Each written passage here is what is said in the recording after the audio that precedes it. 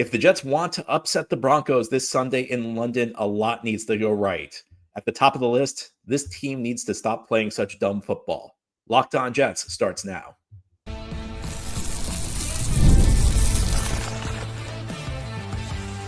You are Locked On Jets, your daily New York Jets podcast. Part of the Locked On Podcast Network, your team every day. Welcome. This is the Locked On Jets podcast, part of the Locked On Podcast Network, your team every day. It is Friday, October 10th, 2025, and I'm your host, John B. from GangGreenNation.com. Thanking you so much for making the show your first listen or first watch every day. A big shout out to you everydayers. This is a daily podcast covering the New York Jets with new episodes each day through the week, Monday through Friday. Today's episode is brought to you by FanDuel. Right now, new customers can bet just $5, and if your bet wins, you'll get $300 in bonus bets to use across the app. On today's show, we are previewing Week 6 action. The Jets taking on the Denver Broncos in London on Sunday morning. Kickoff time scheduled for 9:30 a.m. Eastern. Game will be shown on NFL Network. On today's show, we're going to talk about the path to an upset for the New York Jets, how a return on the defensive line might be the spark that unit needs. We will talk about why the Jets need to lean into their strength on the offensive side of the ball if they want to win this game. But we're going to start by talking about the number one thing the New York Jets need to do if they want to have a chance to pull an upset against the Denver Broncos. And that's just playing smarter football. The Jets, of course, are 0-5. And if you've watched these 5 games from start to finish as a Jets fan, they have been a frustrating 5 games. There are many reasons the Jets are winless right now. At the top of the list, though, is just the really bad brand of football this team plays. This is a Jets team that has been as dumb through the first 5 weeks as any NFL team I've seen through any 5-week stretch, as long as I've been watching the league. The Jets team that plays very undisciplined football, very fundamentally unsound football, very bad situational football. Guys don't know where to be frequently. Heading into the season, I think most of us knew the Jets were short on talent at some key spots. You know, you look at the wide receiver position, that's a critical spot in today's NFL. Heading into the season, we did not really know who the number 2 receiver is. And we are 5 weeks into the season, and I'm still not really sure who the number 2 receiver is. I mean, a week ago, maybe I would have said it was Tyler Johnson. Now maybe it's Josh Reynolds after he made a couple catches against Dallas. Alan Lazard's still on the team, although it sounds like he's not going to play. He did not make the trip with the team. Arian Smith's a rookie, but nobody's really stepped up and claimed that number 2 receiver role. So, we knew that was an issue, and we knew that there was a lack of depth at key areas like the defensive line. Jermaine Johnson's injury really hurt this team because that means you're increasing the snap counts of guys like Michael Clemens and Braden McGregor and Tyler Barrett. Clemens is a guy we know isn't much of a player. McGregor and Barrett, both young players, both kind of low-level prospects. I think the hope is that you increase their snap total. Maybe they start to develop, but you knew that it's going to get ugly if the Jets suffered any injuries on the defensive line. Brandon Stephens was a big question mark at corner at the number 2 spot behind Sauce Gardner. And it hasn't gone well. I don't know why there's been all this praise of Brandon Stephens the last couple of weeks, because I've seen it from a couple places that, the suggestion Brandon Stephens' play has improved. Well, I mean, it would be tough to be worse than he was the first 3-4 weeks of the season, but I don't think he's really playing that well. So we knew going into the season, the Jets had deficiencies at the key spots. And that's not to say nothing of the question marks with Justin Fields at quarterback. The hope was that this new coaching staff would come in and provide some discipline, provide some structure, provide all the things that were lacking under Robert Saleh and Jeff Ulbrich. The hope was not that this team was going to end the 14-year playoff drought. Although, of course, heading into the season, you have to be optimistic. You have to have dreams. But I think realistically, we knew it probably was not going to happen. I think we also knew this was probably not going to be the first Jets team to post a winning record since 2015. Just too many flaws on the team, too many question marks heading into the season. And the thing with question marks is, sometimes question marks get answered in a positive way for your team. Sometimes you're not sure about a position and it pans out. But if you enter the season with 4 or 5 question marks at key spots, the odds of everything working out for you, not that great. The hope was that this would be a Jets team that would be feisty. The hope was that this would be a Jets team that would give its opponents everything they could handle. The hope was that this would be a team that punched above its weight class, so to speak. That, even when you beat them, you felt like you had to earn it because they were not going to make mistakes. And through the first 5 games of the season, it's been the total opposite. You've had a Jets team that pretty much hands opponents everything on a silver platter, whether you're talking about penalties, I mean, how many times have the Jets committed 10 penalties this season?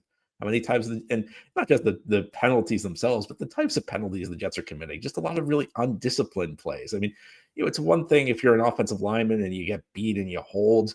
The Jets are just committing some really, really inexcusable penalties over and over and over. And talking about missed tackles on the defensive side of the ball. I mean, how many times are the Jets missing tackle after tackle in key spots? And then you get to the defensive side of the ball. You talk about just the total lack of cohesion. Times when guys are in coverage, one guy switches, the other guy doesn't.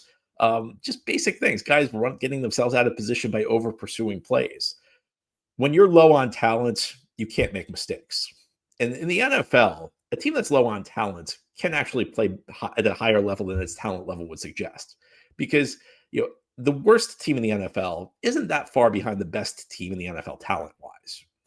In college football, you get Alabama against some like FCS school.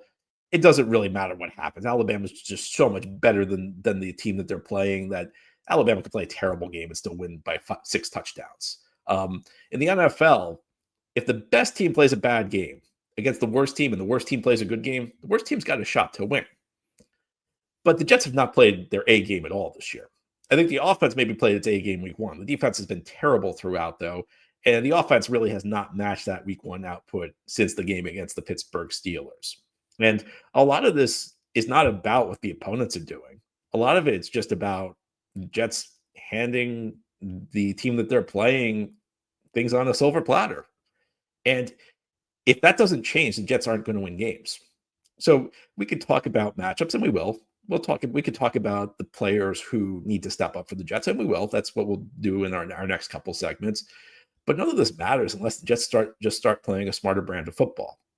And a lot of this goes to the coaching staff, and this is a coaching staff that increasingly is under fire. Through 5 weeks, it's been as bad as it can get for Aaron Glenn. This is a Jets season, though, where, and I said this during the course of the offseason, so this is not me changing my mind after a bad 5-week stretch. This is Jets season where the trajectory of the team is just as important as the overall results, because we knew going into the season this was a young team. I think we expected some struggles. I don't think we expected this, but I think we expected some struggles. The question is whether this Jets team can start improving over the course of the season. Because if this team starts playing smarter football, if this team starts looking more fundamentally sound, and this continually improves over the course of the season, it could be a sign that we have a coaching staff here. And if the Jets don't improve, if the Jets continue looking as bad, if the Jets continue just giving games away the way they've done over the first 5 weeks, if this continues over the course of the season, then by year's end, we're going to have some real questions about this coaching staff. The Jets have just made it too easy for their opponents. Jets are not good enough to play the way they played the first 5 weeks. I mean, I don't think there are not many teams in the NFL that could get away with the stuff the Jets have been pulling, but the Jets are certainly not talented enough to be able to do that. So before we get to anything else, the first thing I have to say is if the Jets don't play at a higher level, and this is not really about talent as much as it just is about playing the game in a smart way. If the Jets can't do that, then they're not going to win this game, and they're not going to win many games going forward. So, the first improvement has to be internal. And the Broncos are not an easy opponent. They entered this game on a winning record. They entered this game off a huge win against the Philadelphia Eagles. So this is not going to be an easy task. And they entered this game with the number 2 ranked scoring defense in the league, going up against the Jets offense that hasn't played at a super high level since week 1. So what's the formula for the Jets? Well, head here on the Locked On Jets podcast. We'll discuss what the Jets need to do on the offensive side of the ball. And that's going to be lean into their strength. And this could be the type of game that tells us whether this offense really has any hope going forward. I'll explain why as we continue on this Friday edition of Locked On Jets. Today's episode of Locked On Jets is brought to you by Supply House. When the opening whistle blows on a new repair, get your crew moving forward with Supply House. Order today and see parts on your doorstep tomorrow. Over 280,000 plumbing, HVAC, and electrical items from the most trusted brands in the business. Their real-time inventory and honest lead times keep you from punting projects, while their industry-leading customer service always has your blind side covered. Need parts fast for a project? Supply House has next-day delivery. Talk about a game changer. Their part finder tools and 3D schematics can save you hours on jobs where every detail matters. And their Trademaster perks like priority shipping and dedicated support make the whole process smoother. Join the free Trademaster program today and score serious perks like priority shipping, lower prices, and a dedicated support line.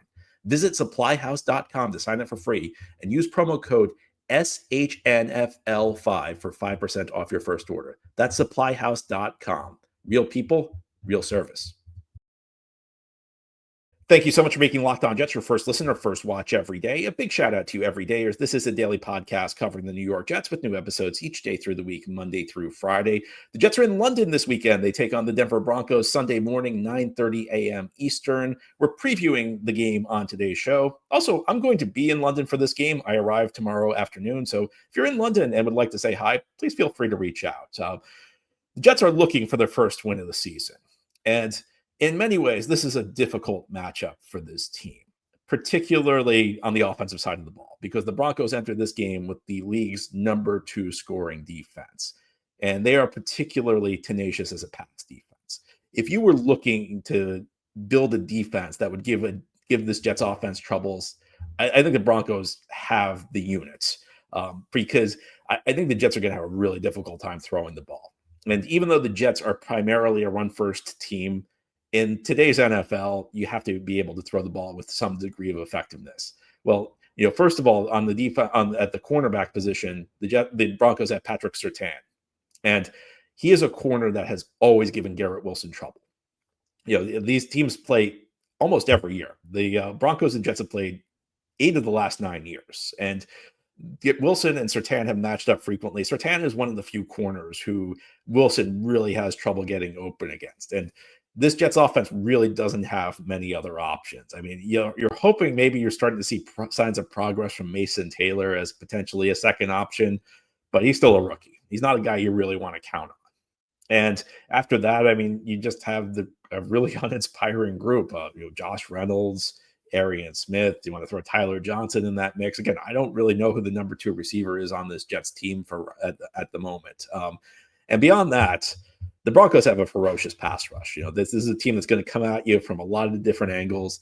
Through the first 5 weeks of the season, there are 10 Broncos players who have a sack. That's led by Nick Bonito, who has 7 so far this season. He's off to a phenomenal start.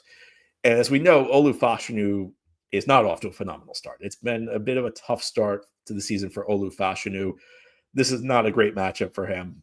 And I'm not ready to give up on Olu Fashanu. You see frequently that young tackles struggle early in their careers, even into year 2. So I think the hope is that, as the season progresses, Olu's going to play better football. But this could be a tough week for him. Another thing that jumps out to me when you scout this Denver team is, among the players who have among their 10 players who have sacks, one of them is Jaquan McMillan, who is their slot corner. And the Jets have had a lot of problems with the slot blitz this year.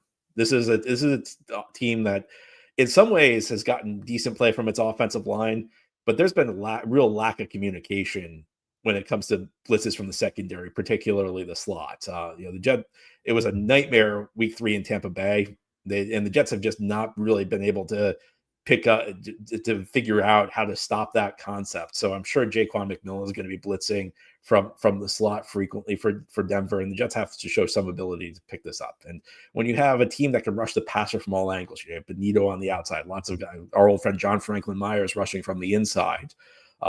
It's a tough matchup because Justin Fields is a quarterback who has not shown a lot of pocket presence so far this season. Maybe he did against the Steelers week 1, but after that, it's been ugly. And we saw that last week when he took some really bad sacks.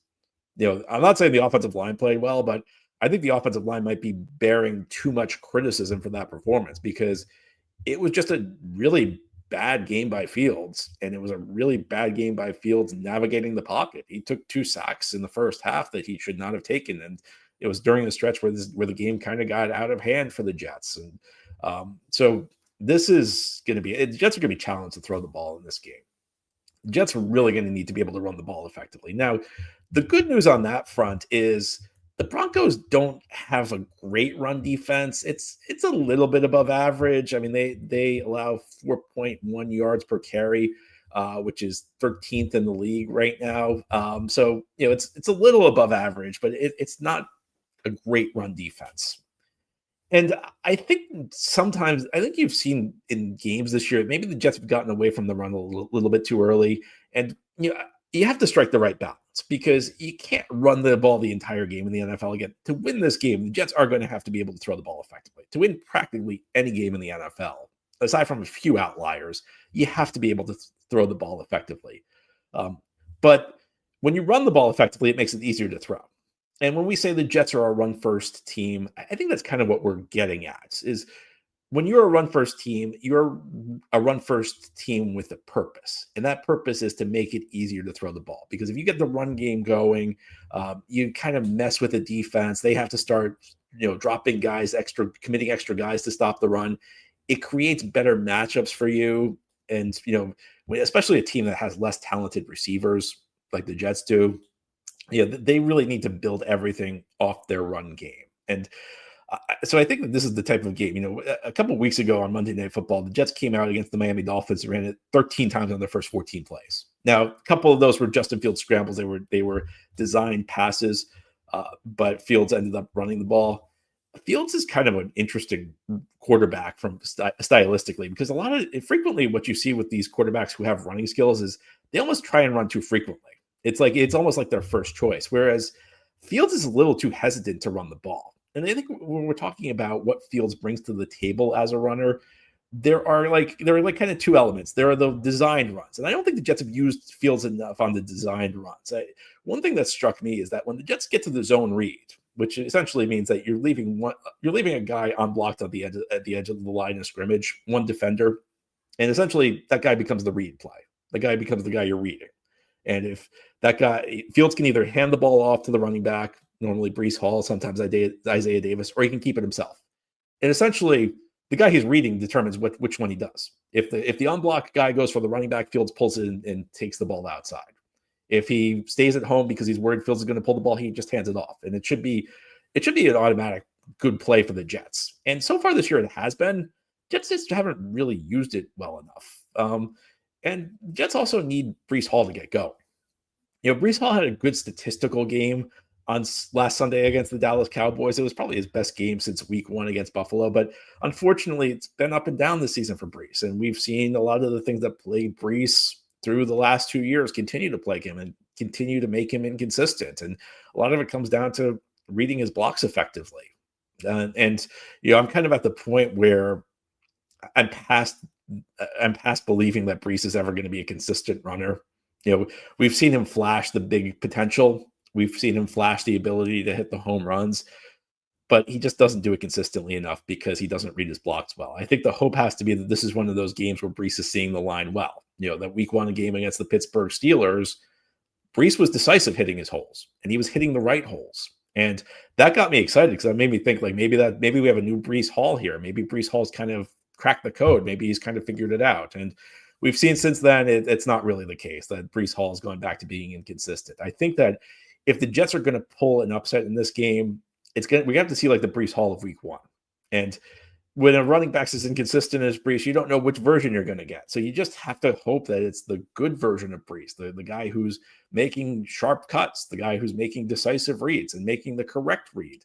And I think beyond that, Fields has to not be hesitant to run the ball. Since that week 1 game against the Steelers, which was by far his best game of the season so far, he has not run the ball more than 7 times. Now, part of this has been due to game situation. The Jets have fallen behind in these games early. But,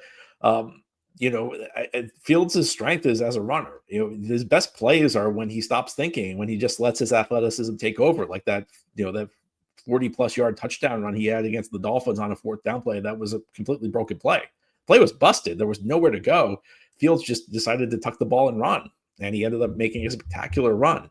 The Jets don't really have a lot of playmaking ability on this offense outside of Garrett Wilson and Breece Hall. A lot of the playmaking burden has to fall to Justin Fields. And that's one of the reasons Fields is a better option for this team at quarterback than Tyrod Taylor, because Tyrod Taylor doesn't really have much ability to create. Fields does. I think he's been a little too hesitant to try and create. So I think designed runs, I think scrambles.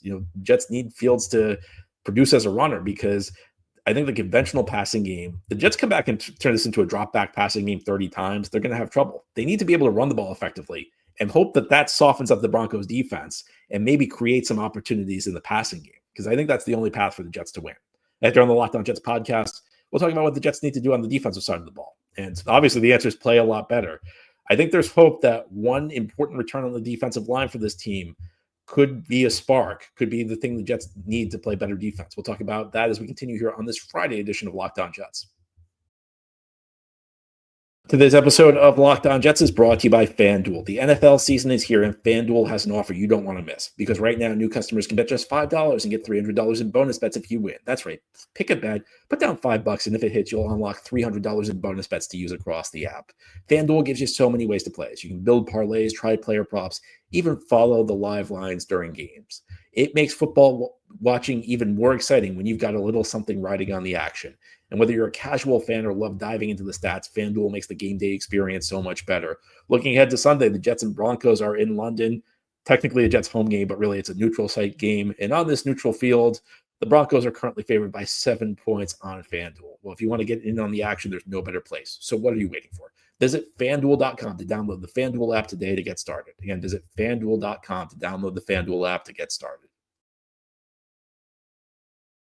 This is the Locked On Jets podcast here on this Friday.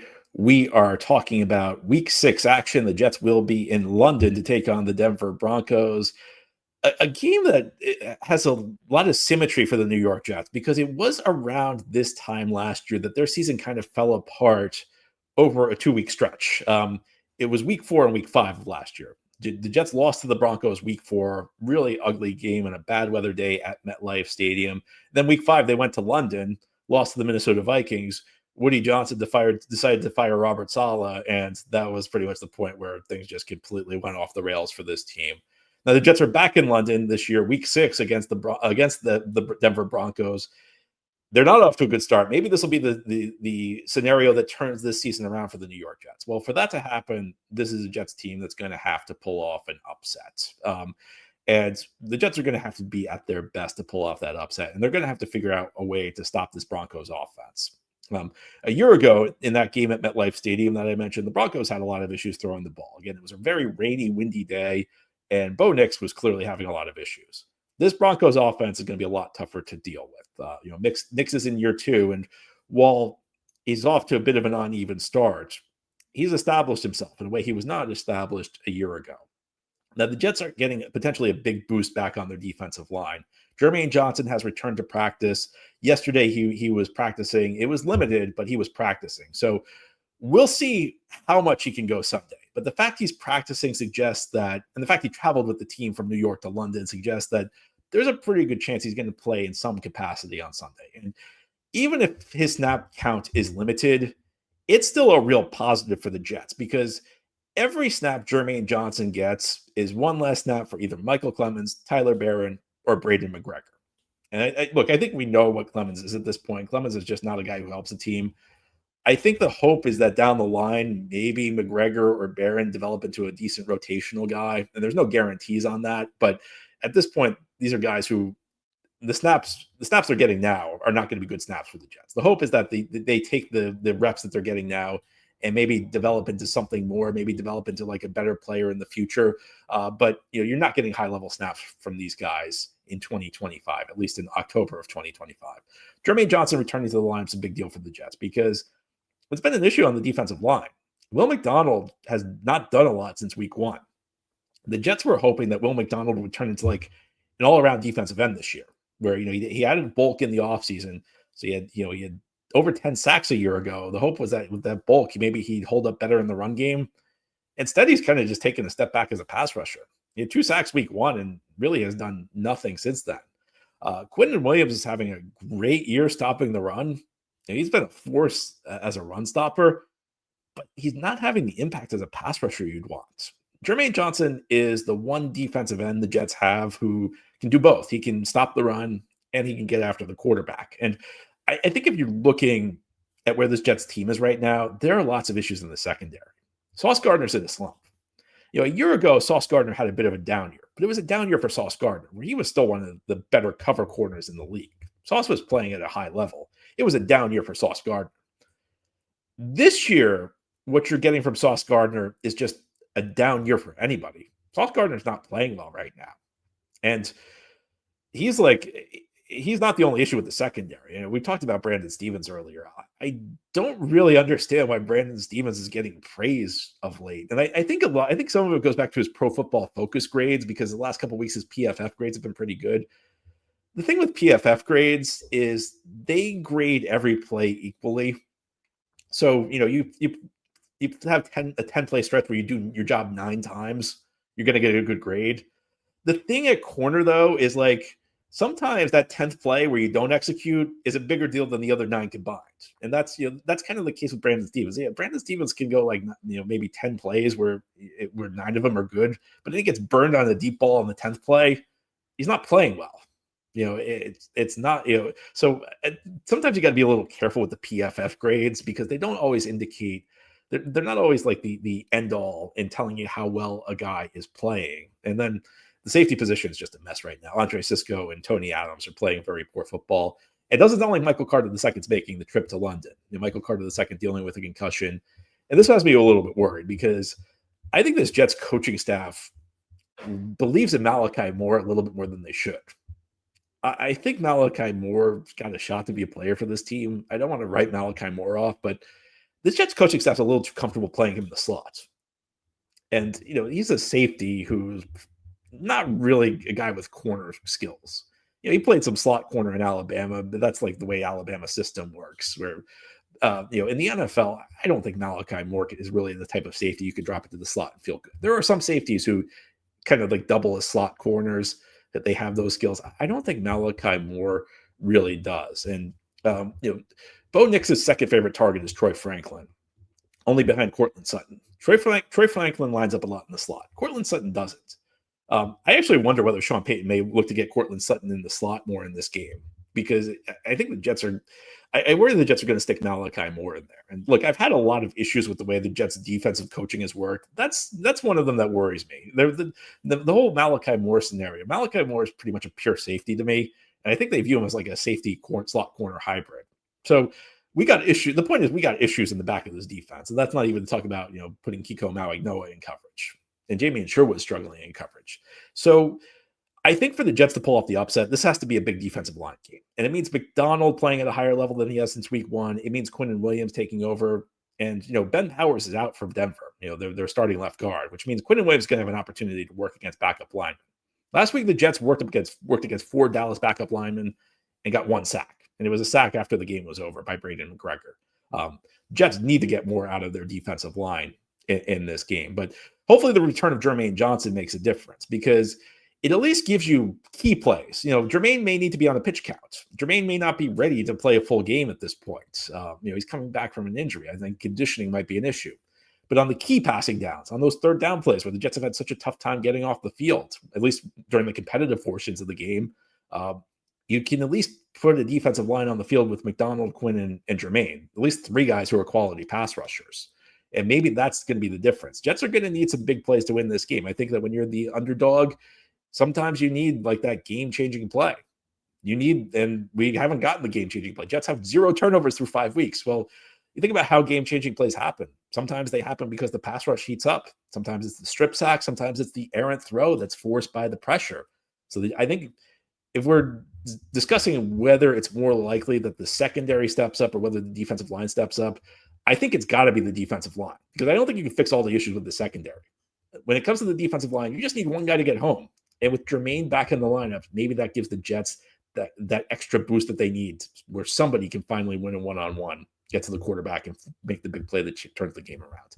Anyway, that's all for today's episode. This has been the Locked On Jets podcast, part of the Locked On Podcast Network. Your team every day is our motto. As always, if you enjoy the show, hit the subscribe button where you're watching or listening so that you'll never miss an episode. If you enjoy the show and are listening on a podcast, give it a 5-star review. And if you're watching on YouTube and enjoy the show, give this episode a big thumbs up. It helps us out, helps other Jets fans find the show.